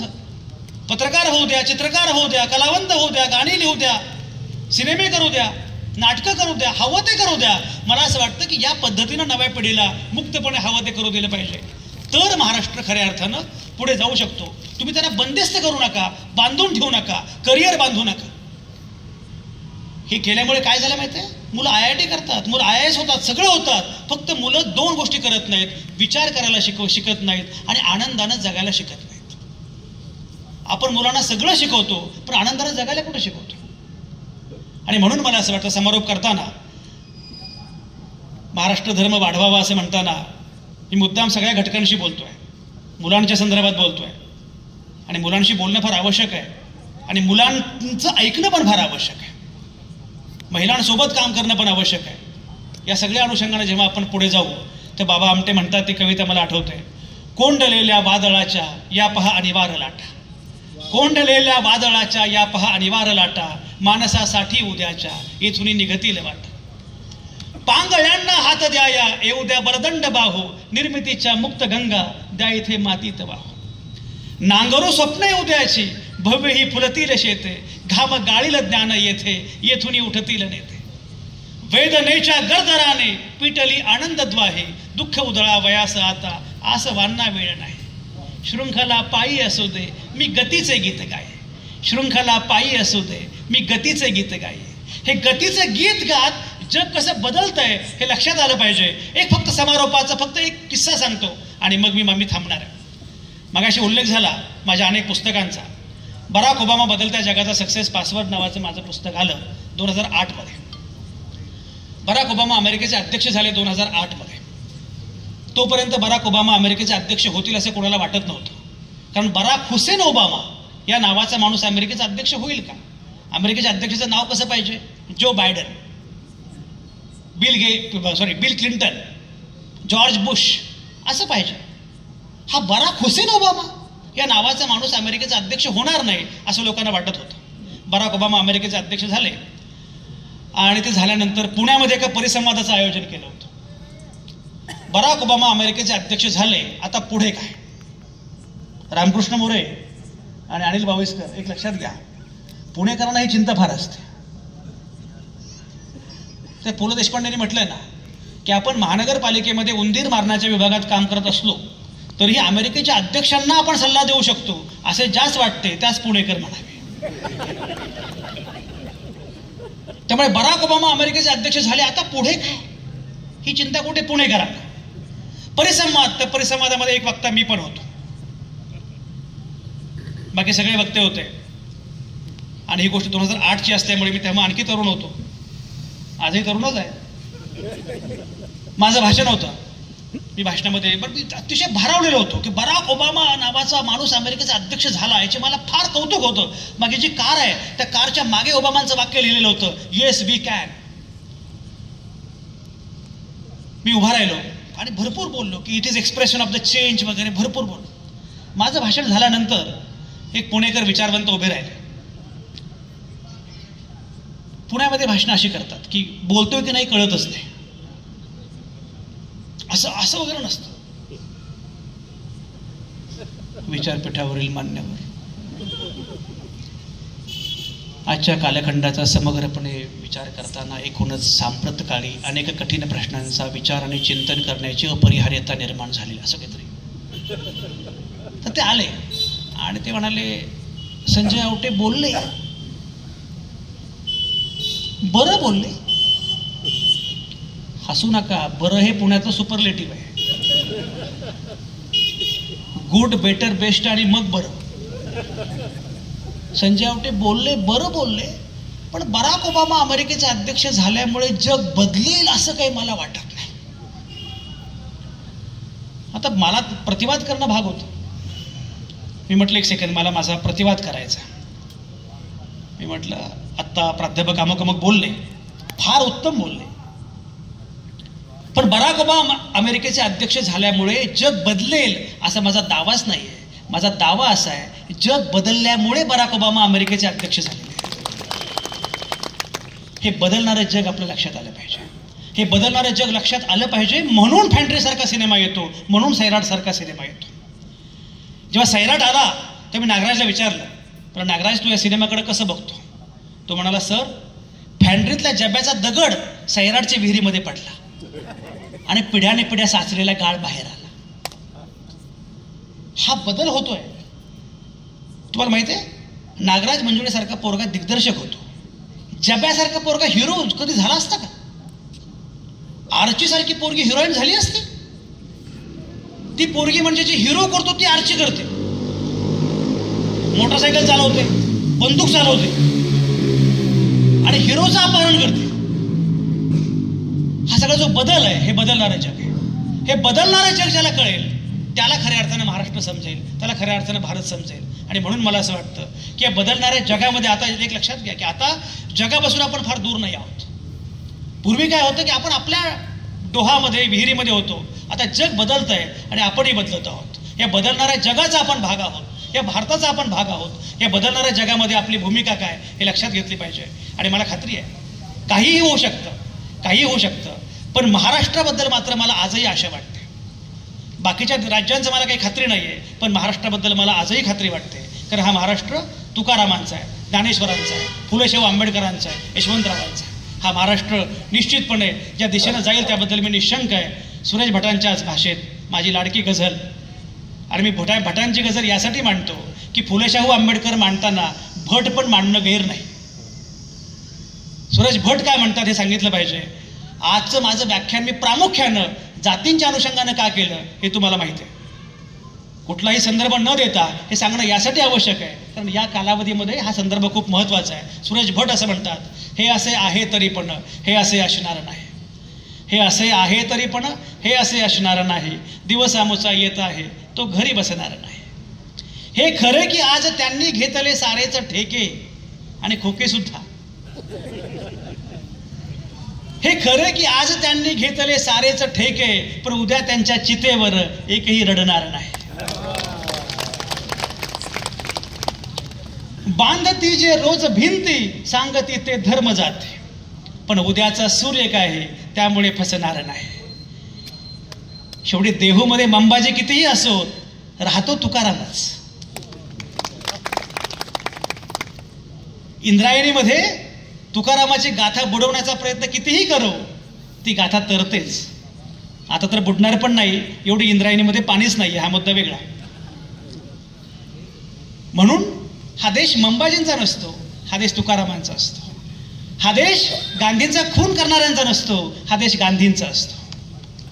हा देश भीमा कोरेगाव ज्यांनी घडवलं त्यांचा नसतो, माझ्या भीमाचा असतो.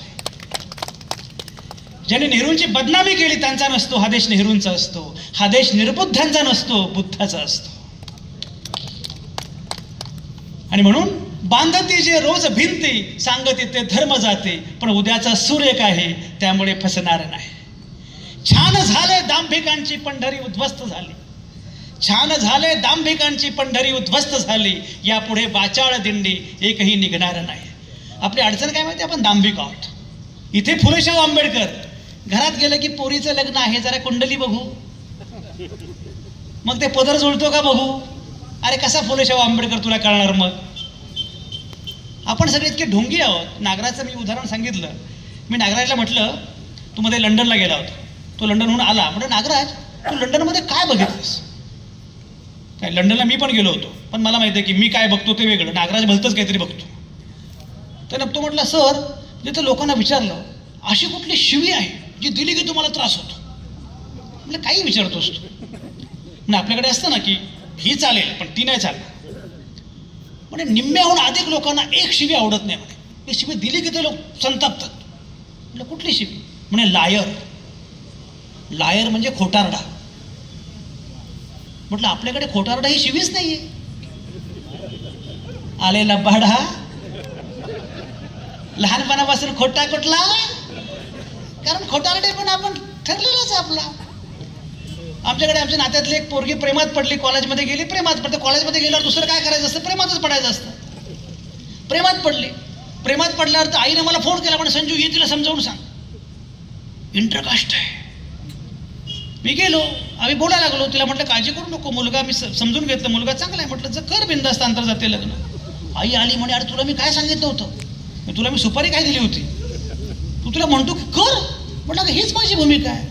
ती मला शांतपणे म्हणते संजय कसं आहे अशी भूमिका भाषणामध्ये मांडायची असते, घरात नसते मांडायची. हा दांभिकपणा जो आहे ना, दांभिकपणानं नुकसान केलं तुमचं आणि माझं. अरे ज्या शाहू महाराजांनी त्याची किंमत चुकवली, ज्या फुल्यांनी किंमत चुकवली, आंबेडकरांनी किंमत चुकवली, तुम्ही काहीच किंमत चुकवत नाही आहात. व्यवस्थेला शरण किती काळ राहणार आहात तुम्ही. छान झाले दांभिकांची पंढरी उद्ध्वस्त झाले, यापुढे बाचाळ दिंडी एकही निघणार नाही. आणि कवी शेवटी म्हणतो, आजचे आमुचे पराभव पचवितो आम्ही उद्यास्तव. आजचे आमुचे पराभव पचवितो आम्ही उद्यास्तव. विजय तो कसला उरावर जखम जो करणार नाही. हे असे आहे तरी पण हे असे असणार नाही. दिवस आमुचा येत आहे तो घरी बसणार नाही. या छान संध्याकाळी समारोप करताना मला तर चांगलं वाटतंय. तिची कविता आहे टागोरांची, तिचा अनुवाद केला आहे पु ल देशपांडेंनी. सूर्य चालला होता अस्ताला आणि अस्ताला जाणाऱ्या सूर्याला असं वाटलं की माझ्या पश्चात प्रकाश देण्याचं काम कोण करेल. तेव्हा कोणीच पुढे आलं नाही. चंद्र पुढे आला नाही, कोणीच पुढे आलं नाही. तेव्हा एक एवढीशी पणती पुढे आली. एवढीशी पणती पुढे आली. ती म्हटली, सूर्यदेवा तुझा आकार मोठा, व्याप्ती मोठी, तुझ्या एवढं काम करता येणं शक्य नाही. पण आज एवढं आश्वासन, जिथं मी असेन तिथे अंधार फिरकणार पण नाही. हे आश्वासन तुम्हाला आज देता आलं पाहिजे. हे आश्वासन तुम्हाला देता आलं पाहिजे की आज तुकाराम नाहीत, ज्ञानेश्वर नाहीत, फुले शाहू आंबेडकर नाहीत, आमचे बाळासाहेब पण नाहीत, बाळासाहेब पवार, कोणीच नाही आहे. आपण लहान आहोत, पण जिथे कुठे असू तिथे प्रकाश देत राहू. कारण त्यांच्याही जीन्समध्ये प्रकाश आहे आणि माझ्याही जीन्समध्ये प्रकाश आहे. आपल्या जीन्समधला हा प्रकाश शोधत राहू, प्रकाशवाट शोधत राहू आणि महाराष्ट्र नव्यानं घडवत राहू. जय हिंद, जय महाराष्ट्र.